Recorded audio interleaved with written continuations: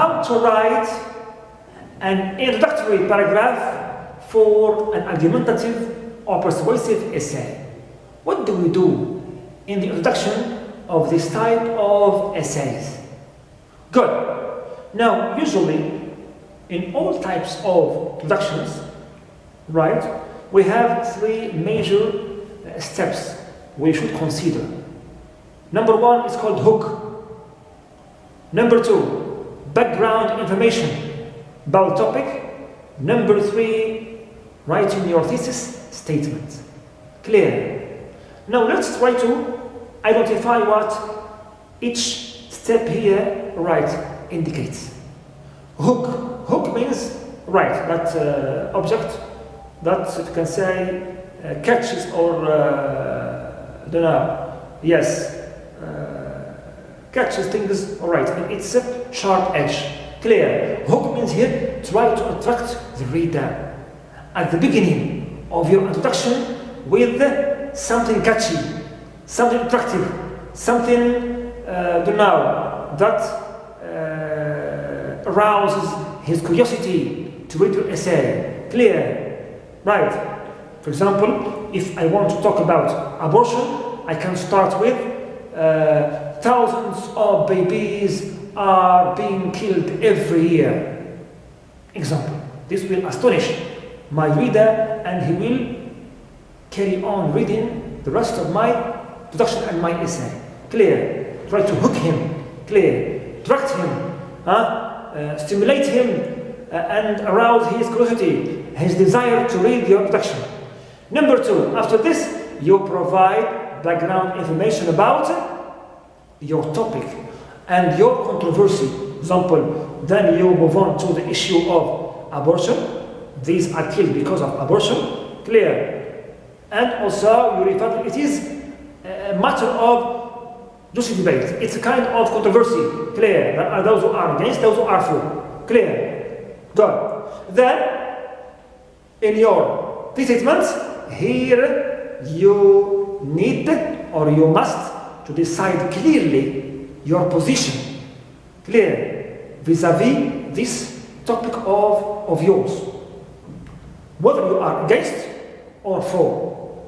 Tell the reader clearly, clear, and obviously that you are against this point of view or that you are for this point of view. Clear? Right. And don't leave him in between. It's wrong. Right. So decide the position you stand. Number one. Also, here you are required, don't forget to include the two elements of your statement. It means the topic, abortion, example, clear, and the keyword of concerning idea. It is good or bad. It is harmful or useful. It is dangerous or fruitful. So these can act as your concerning ideas. Clear, positive or negative. Right. Just to show clear your stand to your reader. Clear. So, after this, of course, also in this type of productions of this type of essays, you are required, not obliged, but it's better, refer to the other side's point of view. For example, you adopt the opinion that you are against, so you refer to the view of those who are it's good. Then you say the opposite. Inform the reader about your opposite view. Clear? Right. Here you are required, for example, you can refer to the other side's point of view under claim. Then directly you declare, you state your position after this, right? To inform the reader that you are going to defend your view which is against that claim. That claim. Right. Of course, with your arguments and counter arguments. Right. Example, you can write as a statement simply, the new trading laws are unfair and should be abolished. Here as if you are against the new laws. Not for. Here I have just mentioned my point of view. New trading laws is my topic. Unfair and to be abolished is my concerning idea that I am against. Simply. Or also we said you can refer to the other point of view.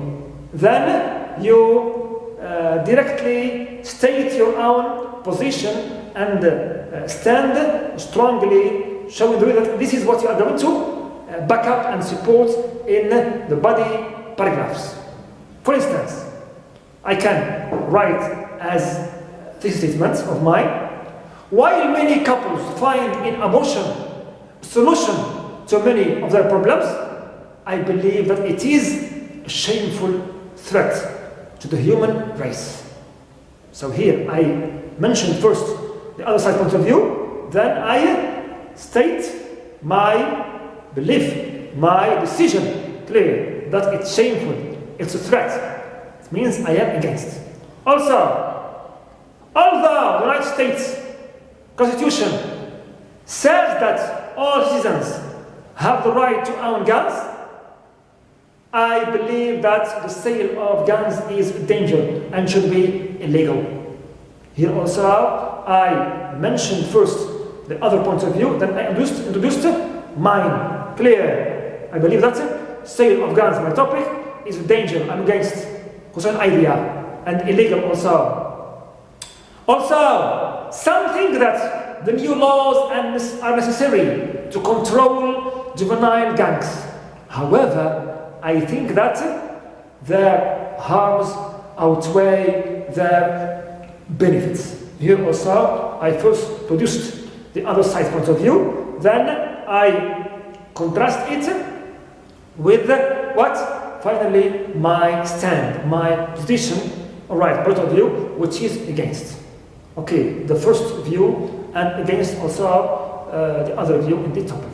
Also, while many people find genetically modified foods very harmful, I think that these have hidden positive sides one should consider. Here, I introduced the view of those who are against the MFS food.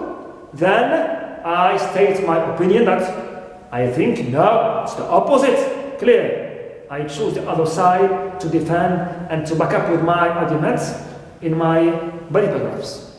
So as you see here, I always try to contrast the other side's point of view to mine using these words of concession, like while, although, however, don't know, but, and so on, to show that I am not with them. It means I adopt the other view, clear, that I will defend in my essay. Clear. Go. Now, of course, remember when we spoke about the basic structure of argumentative essay. We say it is introduction, then body paragraphs equals or as many body paragraphs as the number of our arguments. If you have 3 arguments, you will write 3 body paragraphs. Every paragraph will discuss and develop one of the arguments. Clear. Then, after that, you must devote a paragraph in which you expose the other point of view and also rebut its arguments with your own counter arguments. Then you reach conclusion. It's the basic, clear structure. All right, you can use. It's okay. Also, academics recommend and distinguish between 2 other styles or structures which are very important and which are widely used. I need to inform you about them. Clear, you need to know them because they are widely used and adopted in argumentative writing. Clear. Besides the first basic structure. We have here 2 structures or 2 main styles also. Number 1, I have block structure. Number 2, I have point-by-point structure. Of course, in both of them, I have introduction, clear, which include always hook, background information, and my statements, as explained before. Then, For the block structure, what do I have? I have in it normally 2 blocks. It means 2 paragraphs. The first block or the first paragraph, what do we write in it? It includes the summary of the other side's point of view and clear and its arguments. It means first I start by exposing the other side's point of view, clear, and its arguments briefly. Then in the same block, the same paragraph, I rebut or refute these arguments one by one with my own counter arguments. It means after the summary of the other side's argumentative arguments and point of view, clear point of the arguments, I will rebut, all the arguments. I will rebut the first argument with my counter argument and rebut the second argument of the other view with my counter argument. Then I will rebut also the third other side's argument with my third counter argument. This is the first block. Second block or paragraph, second paragraph in the body, here I devote it totally to explain and back up my point of view using my arguments now. Here I expose first argument, explain it, and second argument, explain it, and third argument, explain it. Like this we have 2 blocks and 2 body paragraphs. That's why it's called block structure. Clear. At the end conclusion, of course, I restate the statement. It means repeat the content of extend my statement of my point of view, clear. And I summarize generally, clear, my arguments. Summarize generally my arguments, clear. Now for the body of point by point, here, for example, you are going to write down, for example, 3 body paragraphs, separate body paragraphs. In the first one, you start first by presenting the other side's first argument, and directly after it, you rebut or refute it with your own counter argument. First paragraph. Then second body paragraph, which is separate also. You here also introduce the other side's second argument, and in the same paragraph directly you rebut it, you overthrow it, refute it with your own counter argument. Then the third body paragraph, which is separate one also, clear, you introduce other side's third argument, clear, and you rebut it or refute it with your own also counter argument, clear. Like this I have 3 body paragraphs. In each one I present the other side's argument and rebut it immediately in the same paragraph, and at the end I conclude always by restate the statement and sum up my major arguments, clear. Of course, in all these structures you are free as a right to choose one of them, adopt one of them. Just bear in mind that you have to keep the unity of your essay. It means always when you defend your point of view, it's against or for. Keep defending your point of view and don't, for example, include any other topic, clear, in this debate between against and for, clear. Also, sake of coherence, you must use always appropriate transitions, all the arguments logically in the order of importance, clear, using transitions of order, first, second, and this and so on. Also use the appropriate counter-argumenting transitions like however, but, nonetheless, nevertheless, in spite of that, clear, to show your counter-arguments clearly to the reader, clear. So this is simply if you can say, a detailed explanation about the 2 major structures of the argumentative and persuasive essay in English academic writing. besides to the basic structure explained before. So you can use these. And in case you find any other styles, I said before, there are many other styles, right? And just be consistent when you choose one of them to respect it in all your steps of writing. Clear? Good. So, as usual, I have prepared to you this time 3 model argumentative essays, right, which are based on different styles and different structures, just to show you how to write this type of essays following one of those patterns of organization, either basic structure or point by point or block structure. Clear? The first essay with me here is about students who study abroad achieve greater success. So here, this writer supports the view that says the students who study abroad achieve better, clear, than those who study inside their countries. And this essay is based on the structure of basic structure. Basic structure. It means you will find introduction, then argument number 1 in the first paragraph, argument number 2, second paragraph, argument number 3 in the third paragraph, clear. Then fourth paragraph, he will what? Expose the other side's point of view and rebut or refute its arguments using his own counter arguments, and at the end we find our conclusion. Let's read it together. Good. Introduction. Much of our learning takes place outside the classroom. We learn how to maintain budgets, forge friendships, develop business relationships, and more. Imagine extending those skills on a global level. We would immediately cease to believe the world only contains the people and things we can see, but rather a wide variety of opinions, customs, beliefs, and ethics.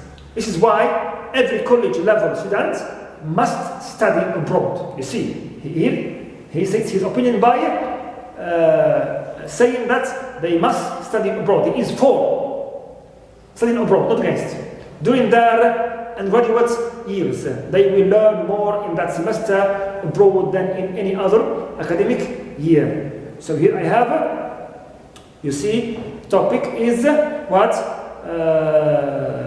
Studying abroad, and question idea that they must study abroad. He is for. Now, first paragraph includes the first argument, with which he backs up his opinion and also explains the first argument in it. According to IES Abroad, a company that encourages students to become international leaders, students who study abroad are more likely to be accepted into the graduate degree program of their choice. In fact, 90% of students, here we have percentage, statistics, numbers, figures, facts, okay, as the argument, who studied abroad with IES are admitted to their first or second choice for graduate school. Now, second argument explanation. Imagine walking into an interview and being able to discuss preparing the most popular dish in India or organizing the best route to take from Sydney, Australia to Perth. Not only does this strike up memorable conversation, but it also demonstrates a student's fierce independence and determination arguments. All this makes someone who has studied abroad a more desirable candidate for their dream job. As if IES abroad statistic above, statistics always facts as arguments, proofs, was not astounding enough. It has been proven that 97% of students who study abroad find employment within 12 months only, our duration. Clear?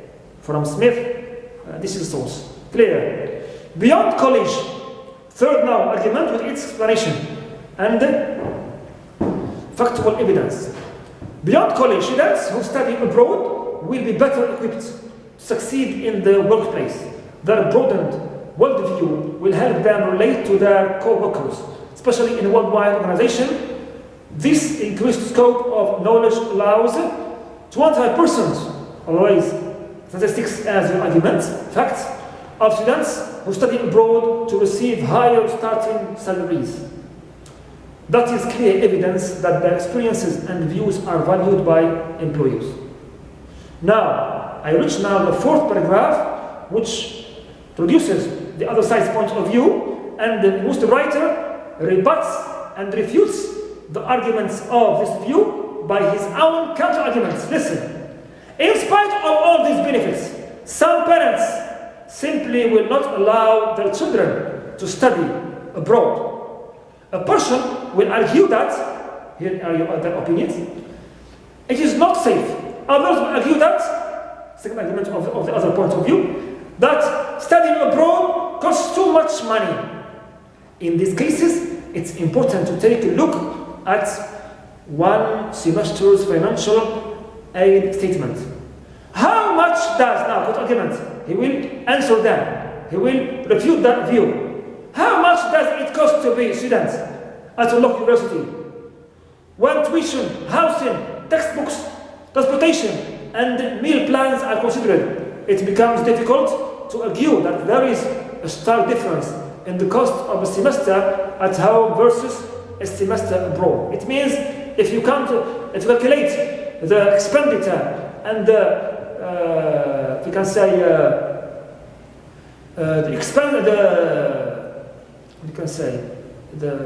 the cost of living and studying in local university, you will find the same like when you study abroad. So go abroad and study, it's better. Clear? Finally, studying abroad will have long-lasting conclusion. Finally, or in brief, studying abroad will have long-lasting positive implications on a student's future as an academic and professional. Here I have a statement. It's good, he said. It's positive. New windows of opportunity will be flying open the moment, and graduate boards as a plane. Boards a plane. Why not make an appointment with a study? Here he summarized the major arguments. Then, recommendation, why not make an appointment with a study abroad center at university? You have nothing to lose but starting conversation today. Clear, it's great and very interesting, well-written essay based on the basic structure. Right, style or structure. Clear. Also, I have here another essay which is based on point by point structure. It means I have introduction, then body paragraph number 1, I introduce the other point of view and its first argument, then I refute this argument with my counter argument. Second paragraph, to introduce the other side's second argument. I counter it with my counter argument. Then third paragraph, I introduce the third argument of the other side's point of view. Then I counter it and rebut it with my counter argument. Clear? And finally, I conclude, right, by stating the statement and also summarizing my major arguments. Clear? Good. It's here entitled, Why Students Should Be Allowed to Use Laptops in Class. To use laptops in class. Clear? In class, you can read it slowly and see how every paragraph as shown here contains the argument of the others and counter-argument of the writer. Clear? Good. So enjoy reading these two and also the third one which is coming after this one. Good luck.